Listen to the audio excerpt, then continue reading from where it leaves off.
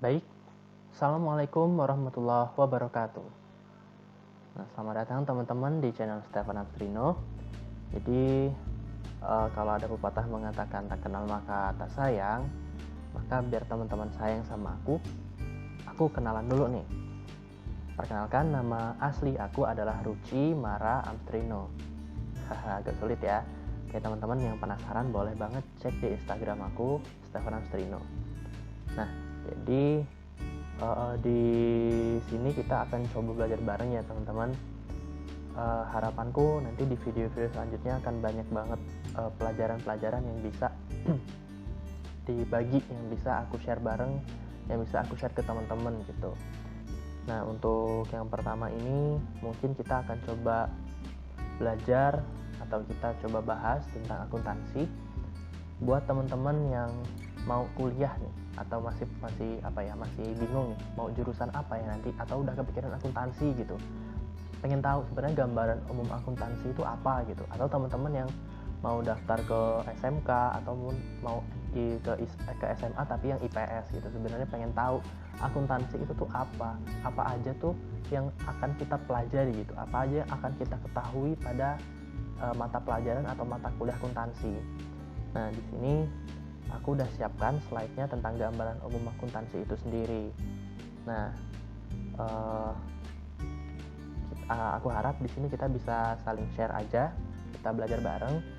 Di sini aku akan membagikan ilmu yang aku punya, tapi bukan berarti aku di sini sebagai pakar ya teman-teman, bukan berarti aku sebagai ahlinya, bukan. Nah, di sini aku akan coba share aja apa yang udah aku dapet, apa yang udah aku pelajarin gitu. Nah, kalau misalnya nanti ada tambahan ataupun ada pertanyaan ataupun misalnya ada yang salah nih di video, teman-teman boleh banget komentar di bawah ataupun langsung ke Instagram aku, boleh banget. Jadi nanti intinya kita bakal sharing lah. Jadi nggak cuma satu arah, kalau bisa kita dua arah. Nah, jadi di video kali ini aku akan coba membahas tentang gambaran umum akuntansi itu sendiri.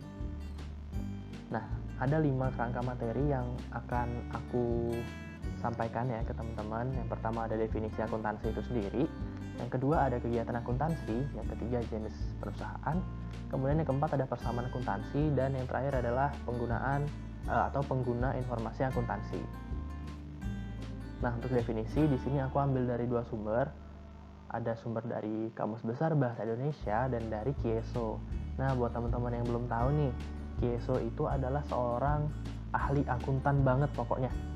Jadi dia itu menulis sebuah buku bersama teman-temannya ya. Dia menulis sebuah buku, dan buku itu oleh anak-anak akuntansi zaman sekarang itu disebut sebagai buku atau kitab sucinya. Kitab sucinya anak akuntansi itu ya buku Kieso. Haha. Nah, jadi di Kieso itu benar-benar lengkap ya teman-teman.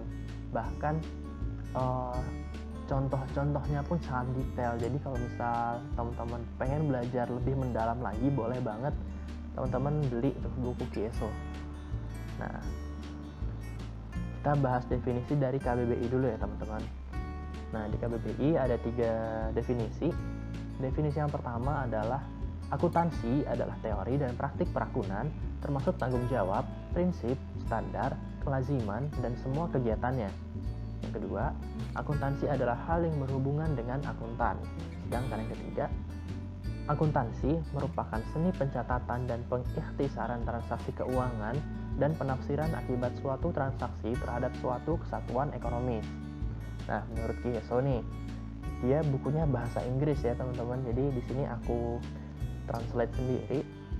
Akuntansi terdiri dari 3 kegiatan dasar, yaitu mengidentifikasi, mencatat, dan mengkomunikasikan peristiwa ekonomi suatu organisasi kepada pengguna yang tertarik.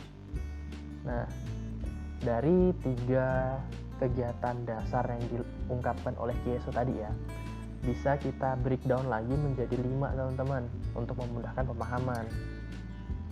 Nah, yang pertama ada analyzing ya. Nah, analyzing itu apa? Analyzing adalah proses mengenali suatu peristiwa transaksi keuangan perusahaan. Nah, kita harus tahu tuh apakah peristiwa tersebut harus kita tindak lanjuti atau tidak, atau syarat-syaratnya transaksi tersebut itu bisa kita lanjutkan ke proses selanjutnya atau tidak, apakah hal itu harus atau perlu kita melakukan pencatatan atasnya atau tidak. Nah, setelah kita melakukan analisis tadi, kita tahu keputusannya gimana, apakah ditindaklanjuti atau tidak. Apabila ditindaklanjuti, maka kita akan masuk ke proses yang kedua, yaitu recording. Nah, recording itu merupakan kegiatan untuk mengadakan pencatatan atas transaksi keuangan perusahaan yang terjadi ke dalam dokumen pada perusahaan. Nah, jadi misalnya nih, kita melakukan transaksi pembelian mobil misalnya ya. Kita melakukan pembelian mobil secara tunai. Maka kita harus mencatat pembelian itu ke dalam bukti transaksi. Misalnya nota, bisa kwitansi, bisa dan yang lain-lainnya. Nah, kalau kita sudah mencatat ke dalam bentuk dokumen bukti transaksinya, nah setelah itu kita melakukan klasifikasinya, classifying. Nah, classifying itu apa? Classifying merupakan kegiatan menggolongkan transaksi keuangan yang terjadi dalam suatu perusahaan ke dalam perkiraan buku besarnya.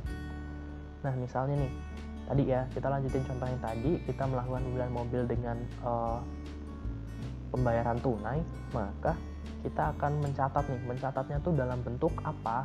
Dalam bentuk jurnal, teman-teman. Nah, nanti dalam penerapannya, teman-teman akan sangat bersahabat banget dengan jurnal. Nah, pengertian jurnal akan kita bahas di video selanjutnya aja ya, teman-teman.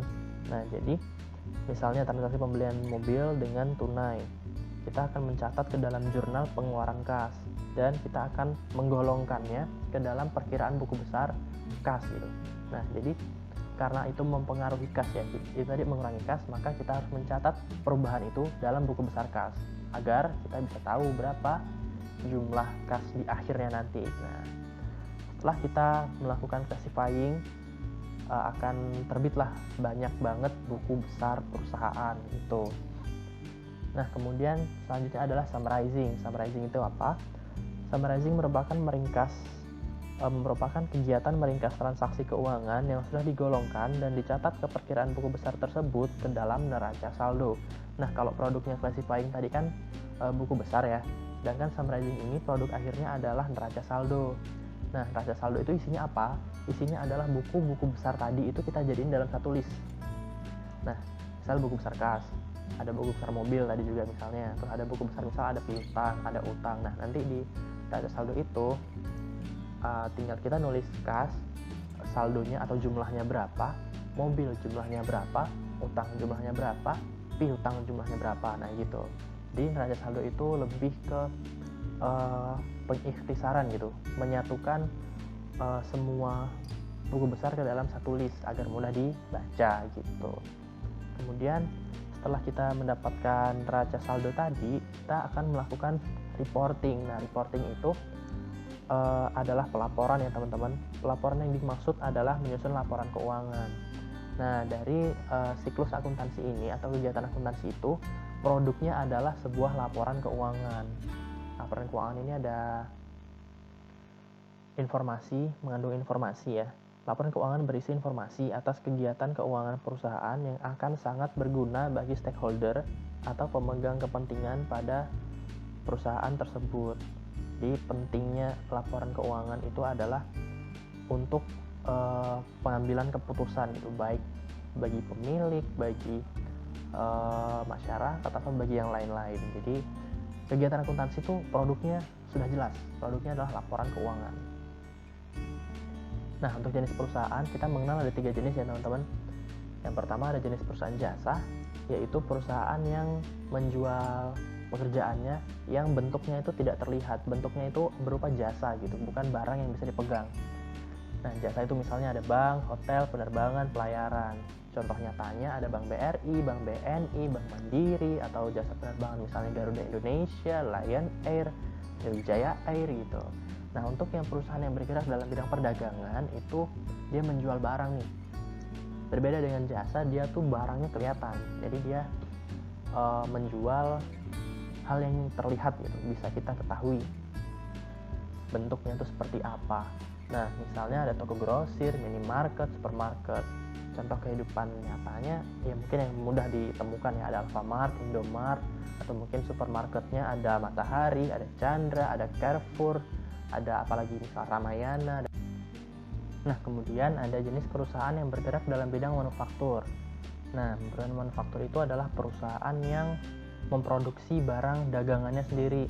Nah, berbeda dengan jenis perusahaan perdagangan ya. Kalau perdagangan itu kan dia membeli barang, kemudian barang itu dia simpan sebagai persediaan, dan kemudian dia jual lagi. Kalau yang manufaktur, dia membeli bahan mentah, kemudian dia produksi sendiri, dia olah sendiri untuk menjadi sebuah produk yang bernilai jual. Setelah itu dia jual produknya.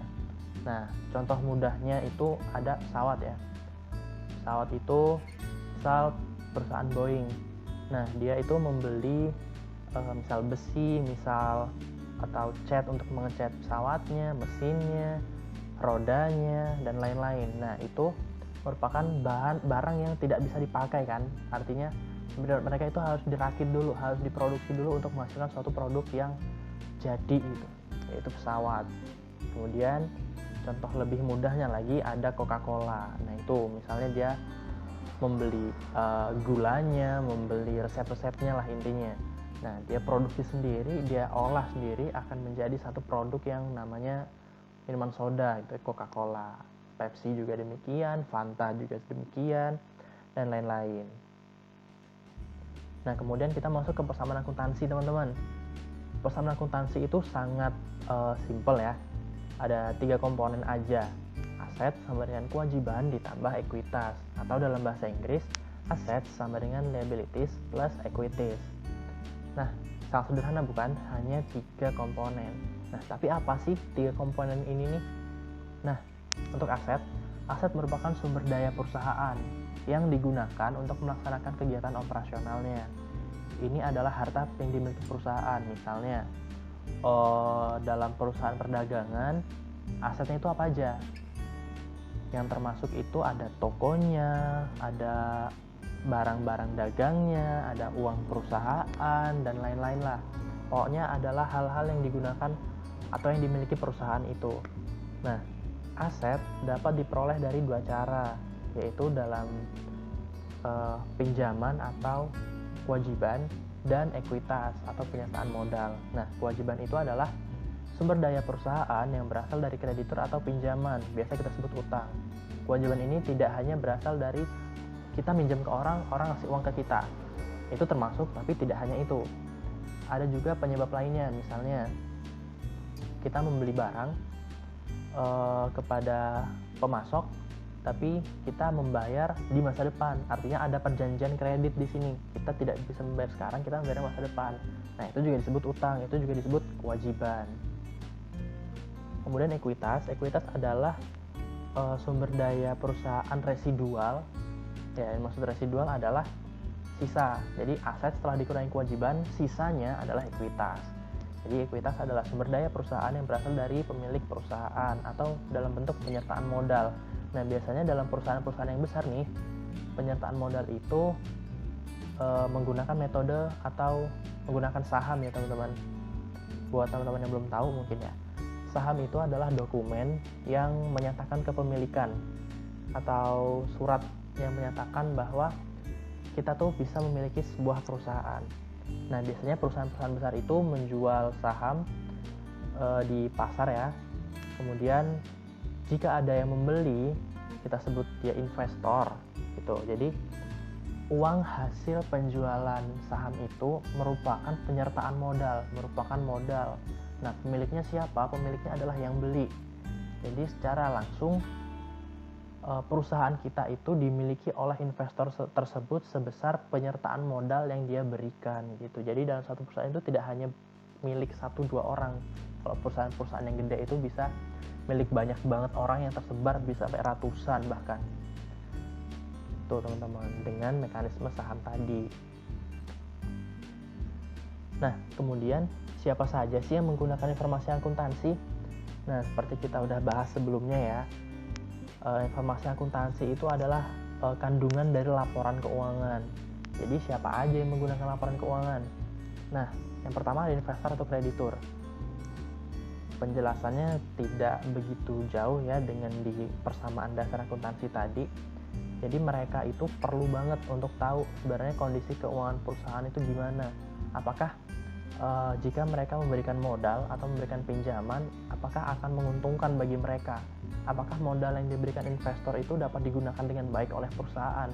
Apakah pinjaman yang diberikan oleh kreditur akan dapat dikembalikan oleh perusahaan dalam jangka waktu yang sudah ditentukan? Nah, apabila memenuhi, maka investor dan kreditur akan sangat bersenang hati untuk memberikan uangnya ke perusahaan kita. Namun apabila tidak, maka akan mempengaruhi keputusan investor ataupun kreditur. Bisa jadi mereka nggak mau tuh menanam dana atau uangnya di perusahaan. Kemudian yang kedua ada manajemen perusahaan. Tujuannya adalah untuk mengevaluasi kinerja perusahaan. Nah, jadi laporan keuangan itu adalah sebuah penunjang ya untuk proses pengambilan keputusan perusahaan. Jadi bisa dilihat tuh di situ keuntungan yang diperoleh perusahaan itu berapa. Kemudian bagaimana sebenarnya kinerja perusahaan, bisa dilihat dari situ. Nah, jadi perusahaan akan mengevaluasi baiknya apa yang salah, yang baiknya di mana, yang salah di mana. Kemudian akan dilakukan pengambilan keputusan untuk misalnya jika ada kerugian atau bahkan keuntungannya menurun gitu misalnya, maka manajemen perusahaan akan mengambil keputusan untuk misal menambah barang dagangan atau menambah produksi atau mengevaluasi hal-hal yang lainnya. Kemudian ada pemasok. Nah, seperti yang udah dicontohin juga tadi di persamaan dasar akuntansi ya. Pemasok itu bisa menjual barangnya dengan syarat kredit. Jadi misal kita punya perusahaan, kita beli barang ke supplier, tapi kita belum bisa bayar sekarang, kita bayarnya di masa depan. Maka dari itu bisa disebut sebagai utang gitu. Nah, pemasok yang ingin menerapkan kebijakan kredit itu juga harus mengetahui bagaimana kondisi keuangan dari perusahaan kita misalnya. Nah, apakah di masa depan kita bisa membayar utang-utang kita, apakah mereka akan mendapat kelayakan pembayaran ataukah tidak. Jika tidak, kemungkinan mereka tidak akan memberikan fasilitas kredit itu kepada kita. Nah, kemudian untuk pelanggan ingin tahu nih seberapa mampu perusahaan menyediakan kebutuhan pelanggan, dan itu bisa didapatkan dari laporan keuangan. Kemudian karyawan di sini ingin mengetahui informasi akuntansi untuk kepastian masa depannya ya. Misalnya dari laporan keuangan dia kan bisa mengetahui tuh ada keuntungannya perusahaan itu berapa, prospek masa depannya itu gimana. Yang pasti secara tidak langsung akan mempengaruhi masa depan karyawan itu juga. Kalau misal perusahaan itu mengalami kerugian kan paling buruk karyawan itu mengalami PHK, pemutusan hubungan kerja. Nah, tentu karyawan harus mengantisipasi hal itu dari jauh-jauh hari. Jadi dia harus membaca laporan keuangan untuk mengetahui di masa depan tuh dia akan mengalami kenaikan gaji atau penurunan gaji atau bahkan hal yang paling buruk tadi PHK. Kemudian masyarakat umum menggunakan laporan keuangan sebagai sumber data dan informasi. Misalnya pembelajaran. Kayak gini nih, ini contoh pembelajaran, tapi di sini kita belum membahas laporan keuangan ya, belum menganalisis. Jadi nanti kalau misal teman-teman kuliah atau mata pelajarannya akuntansi, pasti akan menganalisis laporan keuangan atau membaca lah, setidaknya membaca. Nah, itu bisa jadi bahan belajar gitu atau penelitian. Nah, kemudian yang terakhir adalah pemerintah. Di sini pemerintah itu lebih ke ingin tahu sebenarnya profitabilitas perusahaan itu sebesar apa, keuntungan yang diperoleh perusahaan itu sebesar apa, sehingga keuntungan itu dapat dijadikan dasar pengenaan pajak agar pajak yang dikenakan pemerintah tidak terlalu tinggi ataupun tidak terlalu rendah, agar sesuai dengan peraturan yang berlaku. Nah, segitu aja teman-teman video kita pada kali ini.